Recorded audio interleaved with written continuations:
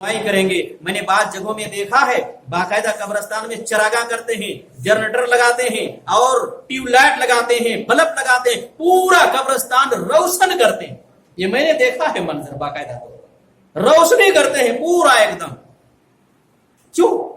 کتنے خرافات ہیں بتائیے. آپ قبرستان کے اوپر روشنی کیے ہوئے ہیں, ہزاروں ٹیوب لائٹ لگا دیے, ہزاروں بلب لگا دیے. وہ بیچارے جو قبر کے اندر مدفون ہے, دفن ہے, عذاب میں گرفتار ہیں, کس حالت میں, کیا فائدہ پہنچ رہا ہے؟ آپ اوپر روشنی کیے ہوئے ہیں, اندر کیا فائدہ پہنچ رہا ہے؟ آپ کی روشنی اندر جا رہی ہے.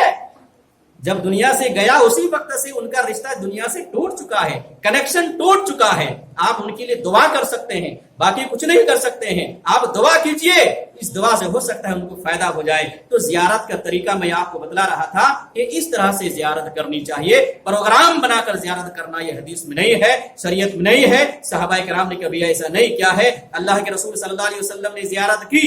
ایک واقعہ ہے اللہ کے رسول صلی اللہ علیہ وسلم سوئے ہوئے تھے, حضرت عائشہ رضی اللہ تعالی عنہا بھی ہیں. اچانک آپ کو یاد آیا کہ جنت البقیع میں مدفون صحابہ وغیرہ, اچانک یاد آیا, اٹھے, اور اٹھنے کے بعد کیا ہے فوراً رات کے اندھیرے میں چپکے سے قبرستان پہنچ گئے. عائشہ رضی اللہ تعالی عنہا اٹھتی ہیں, ٹٹولتی ہیں, نبی پاک کو نہیں پائی. وہ بھی کیا ہے باہر نکلی کھوجنے کے لیے کہ نبی چلے کہاں گئے. ان کو شک ہوا کہیں دوسری بیوی کے یہاں تو نہیں چلے گئے ہیں. شک ہوا. عورتوں کو عورتوں کے بارے میں شک ہوتا ہے, چونکہ اللہ کے رسول کی کئی بیویاں تھیں, باری ابھی عائشہ کے پاس ہے. تو عائشہ نے سوچا دوسرے کے یہاں چلے گئے, دل میں غصہ ہو رہی تھی. فوراً باہر نکلی تلاش کرنے کے لیے, کیا ہے نہیں ملے. گئے قبرستان تک, دیکھا اللہ کے رسول دعا کر رہے ہیں, اور دعا کر گھنٹوں کھڑے ہو کر دعا کیے. پھر اس کے بعد جب کیا ہے مڑے تو حضرت عائشہ رضی اللہ تعالی عنہا آر میں کیا ہے وہ دیکھ رہی تھی. جیسے انہوں نے دیکھا کہ اللہ کے رسول آنے والے ہیں, دوڑتی ہوئی ہانپتی ہوئی آئی اور آ کر اپنے بستر پر سو گئی. اللہ کے رسول صلی اللہ علیہ وسلم جب کیا ہے دعا کر کے گھر پہنچے, حضرت عائشہ رضی اللہ تعالی عنہا ہانپ رہی ہے. اللہ کے رسول صلی اللہ علیہ وسلم نے ماجرا پوچھا, کیا بات ہے, کیوں اس طرح سے ہانپ رہی ہے؟ تو حضرت عائشہ رضی اللہ تعالی عنہا نے پورا واقعہ بیان کیا کہ میں نے آپ کو تلاش کیا, آپ نہیں ملے, مجھے ڈر لاحق ہوا, مجھے شک ہوا کہ آپ دوسری بیوی کے یہاں گئے ہوئے ہیں, اس لیے میں نے بھی کیا ہے آپ کا پیچھا کیا. میں نے آپ کو دیکھا, آپ کیا ہے وہاں پر دعا کر رہے ہیں. اس کے بعد میں دوڑی بھاگتی ہوئی آئی, اس کی وجہ سے میرا سانس پھول رہا ہے. اللہ کے رسول صلی اللہ علیہ وسلم نے کہا کہ مجھے میرے بارے میں تمہیں ایسا شک. اللہ کے رسول صلی اللہ علیہ وسلم کبھی کیا ہے کسی پر ظلم کر سکتے ہیں, خیانت کر سکتے ہیں. باری آپ کی ہے, میں کسی اور کے یہاں جا سکتا ہوں جب تک تمہاری اجازت نہیں ہوگی. نہیں, نبی ایسا نہیں کر سکتا. نبی قانون, اسلامی قانون لے کر آیا. سارے ہیں وما ينطق عن الهوى ان هو الا وحي يوحى. نبی جو کہتے ہیں وہ رب کا فرمان ہوتا ہے, رب کا اعلان ہوتا ہے, رب کی اجازت ہوتی ہے, اس کے بعد نبی کی زبان کھلتی ہے, اس سے پہلے نہیں. وہ نبی کیسے ایسا کر سکتا ہے؟ بہرحال حضرت عائشہ کو اطمینان دلایا, انہیں یقین ہو گیا, اطمینان ہو گیا دیکھنے کے بعد. تو میں یہ کہہ رہا تھا اللہ کے رسول نے قبر کی زیارت کی, کس انداز میں کی, یہ آپ کو دکھانا ہے. پروگرام بنایا, صحابہ کو لیا, نہیں, اچانک رات میں یاد آیا, رات ہی کیوں چلے گئے, اکیلے چلے گئے, دعا کی, گھنٹوں کھڑے ہو کر واپس آ گئے. آپ بھی ایسا کر سکتے. یہ زیارت کا طریقہ ہے, پروگرام بنا کر نہیں. جیسے یہ بدعتی لوگ 15ویں شعبان کو کرتے ہیں, خرافات کرتے ہیں, لاکھوں روپیہ خرچ کر دیتے ہیں, پھر پکوان بناتے ہیں, مختلف قسم کے کھانے بناتے ہیں, عید بنا لیتے ہیں. اسلام میں صرف 2 عید ہے, وہ عید الفطر اور عید الاضحیٰ. تیسری کوئی عید نہیں ہے, صرف کیا ہے عید الفطر ہے اور عید الاضحیٰ ہے. اس میں جو اللہ کے رسول صلی اللہ علیہ وسلم نے جو عبادتیں کی ہیں, جو طریقہ بتلایا ہے, اسی طریقے کے مطابق ہم عید الفطر منائیں گے, عید الاضحیٰ منائیں گے, تو ہماری عبادت مقبول ہوگی. اس میں بھی اگر ہم اپنی طرف سے کچھ گھٹاتے ہیں, کچھ بڑھاتے ہیں, تو یہ بدعت ہوگی, شریعت سے ہٹ کر یہ ہوگا, پھر ہماری یہ عبادت قبول نہیں ہوگی. تو یہ 15ویں شعبان کی حقیقت میں آپ کو سمجھا رہا تھا کہ 15ویں شعبان میں ہم لوگوں کو کرنا کیا ہے. بس زیادہ سے زیادہ آپ نفلی روزے رکھ سکتے ہیں, اس کے علاوہ باقی کچھ بھی کرنے کا نہیں. نفلی روزے زیادہ سے زیادہ آپ رکھ سکتے ہیں, اور باقی جو بھی آپ کیا ہے دنیا میں, اپنے ملک میں, اپنے شہروں میں, اگل بگل میں دیکھ رہے ہیں, بدعتی لوگ جو کچھ بھی کر رہے ہیں, چراغاں کر رہے ہیں, پکوان بنا رہے ہیں, یا اسی طرح سے اس رات کو, اس دن کو روزہ کا اہتمام کر رہے ہیں, یا اسی طرح سے شربت پلانے کا اہتمام کر رہے ہیں, یا قبرستان جانے کے اہتمام کر رہے ہیں, سب یہ سب شریعت سے ہٹ کر ہے. لوگوں نے اپنی طرف سے کیا ہے نکالا ہے, من احدث من احدث فی امرنا ھذا ما لیس منہ فہو رد. نبی کا فرمان ہے جس نے ہمارے دین میں کوئی نئی چیز نکالی ہے وہ مردود ہے، وہ مردود ہے، وہ مردود ہے. یہ نبی کا فرمان ہے. جو بھی آدمی ہمارے دین میں نیکی سمجھ کر اپنی طرف سے کوئی عبادت کا طریقہ نکالتا ہے فہوا رد، مردود ہے، اس کا کوئی ویلو نہیں ہے، اس کا کوئی مرتبہ نہیں ہے. اور صرف مرتبہ ہی نہیں، ویلو ہی نہیں. بدعت کے بارے میں نبی پاک صلی اللہ علیہ وسلم نے بیان فرمایا ہے کہ اہل بدعت جہنم میں جائیں گے، اہل بدعت جہنم میں جائیں گے. جو لوگ بدعت کا کام دنیا میں کرتے ہیں، دین سے ہٹ کے کام کرتے ہیں، دین سے ہٹ کے جو نبی نے نہیں کیا، صحابہ نے نہیں کیا، اب لوگ اس کو کیا ہے دین سمجھ کے، نیکی سمجھ کر، عبادت کے سمجھ کر کیا ہے کر رہے ہیں. اسی کو بدعت بولتے ہیں. ایسے کرنے والے لوگ جنت میں نہیں جائیں گے، جہنم میں جائیں گے. نبی پاک صلی اللہ علیہ وسلم کو میدان محشر میں حوض کوثر میں بیٹھیں گے اپنی امتیوں کو پانی پلانے کے لیے. یہ بدعتی لوگوں کا جم گھٹا بھی نبی کی خدمت میں حاضر ہوگا پانی پینے کے لیے. حوض کوثر سے نبی تیار ہوں گے پانی پلانے کے لیے. فرشتے آئیں گے، روک دیں گے کہ نبی پاک صلی اللہ علیہ وسلم رک جائیے، یہ کون ہے پتا ہے؟ نبی کو معلوم نہیں ہے. فرشتے بتائیں گے آپ کے آنے کے بعد دنیا میں ان لوگوں نے تیرے دین کے نام پر بدعتوں کو ایجاد کیا تھا، دین کے نام پر غلط چیزوں کو ایجاد کیا تھا. یہ لوگ ہیں، بدعتی ہیں، جنہوں نے کیا ہے دین کے نام پر نئی نئی چیزوں کو ایجاد کیا تھا. نبی اتنا سنیں گے سحقن سحقن، ہٹاؤ ان کو، ہٹاؤ ان کو، دور لے جاؤ. پھر ہٹا دیا جائے گا.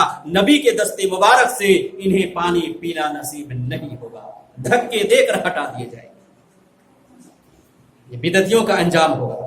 میرے بھائیوں، بزرگوں، دوستو، نبی پاک صلی اللہ علیہ وسلم کا جو طریقہ عبادت کا ہے، صحابہ کرام کا جو طریقہ عبادت کا ہے، اس کو ہم جانیں، اس کی مطابق ہم عبادت کریں.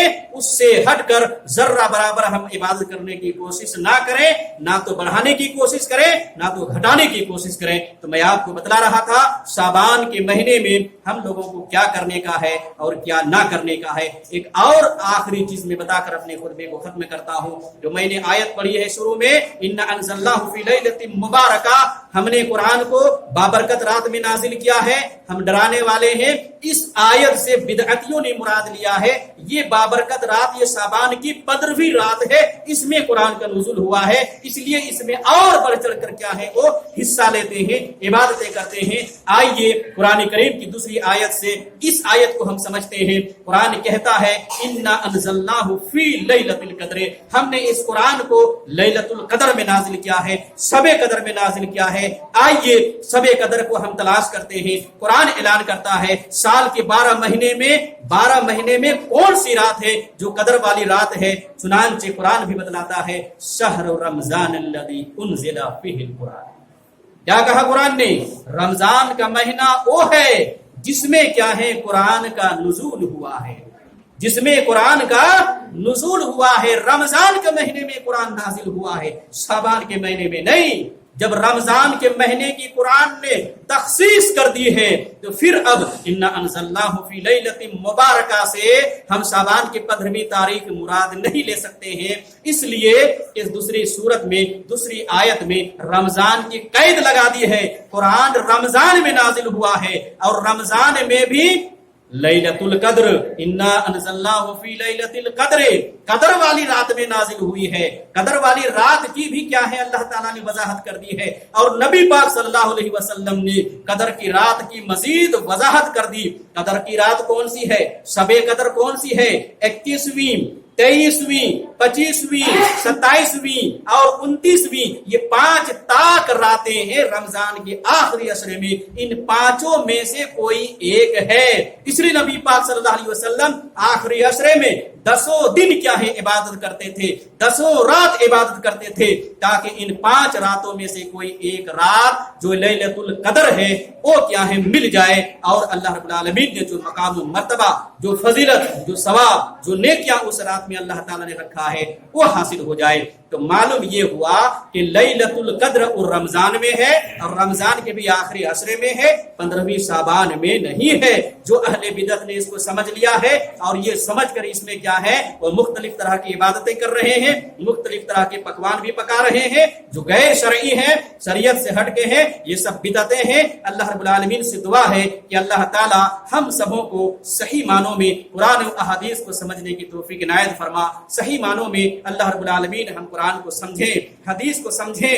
اللہ تعالیٰ اس نئی نسل کو اللہ رب العالمین تو توفیق دے کہ اسلام کے قانون کو سمجھ جائیں، قرآن کو صحیح طور پر سمجھیں، حدیث رسول کو صحیح طور پر سمجھیں۔ اللہ رب العالمین تو توفیق دے اور سمجھنے کے بعد عمل پیرا ہونے کی توفیق عنایت فرما۔ اے اللہ ہم سب گناہ گار ہیں، تو ہم سب کے گناہوں کو بخش دے، معاف کر دے۔ اے اللہ ہم میں سے جہاں کہیں بھی مسلمان پریشان حال ہیں ان کی پریشانیوں کو دور عطا فرما۔ اے اللہ ہم میں سے جو لوگ ایمان کی حالت میں دنیا سے جا چکے ہیں ان کی مغفرت عطا فرما۔ اے اللہ ہم میں سے جن کے والدین دنیا میں زندہ ہیں ان کی خدمت کر کے جنت حاصل کرنے کی توفیق عنایت فرما۔ اے اللہ جن کے والدین دنیا سے جا چکے ہیں ایمان کی حالت میں، اللہ ان کی مغفرت عطا فرما۔ اے اللہ ہم سب گناہ گار ہیں، تو ہم سب کے گناہوں کو بخش دے، معاف کر دے۔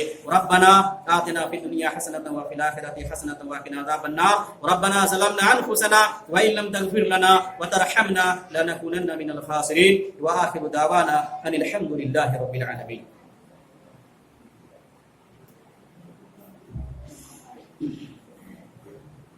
ان الحمد للہ نحمده ونستعینه ونستغفره ونعوذ باللہ من شرور انفسنا ومن سیئات اعمالنا من يهده الله فلا مضل له ومن يضلل فلا هادي له واشهد ان لا اله الا الله وحده لا شريك له واشهد ان محمدا عبده ورسوله اما بعد اعوذ بالله من الشيطان الرجيم بسم الله الرحمن الرحيم يا ايها الذين امنوا صلوا عليه وسلموا تسليما اللهم صل على محمد وعلى ال محمد كما صليت على ابراهيم وعلى ال ابراهيم انك حميد مجيد اللهم بارك على محمد وعلى ال محمد كما باركت على ابراهيم وعلى ال ابراهيم انك حميد مجيد ان الله يأمر بالعدل والاحسان وايتاء ذي القربى وينهى عن الفحشاء والمنكر والبغي يعظكم لعلكم تذكرون ولذكر الله تعالى اعلى واولى وجل وتم واهم واكبر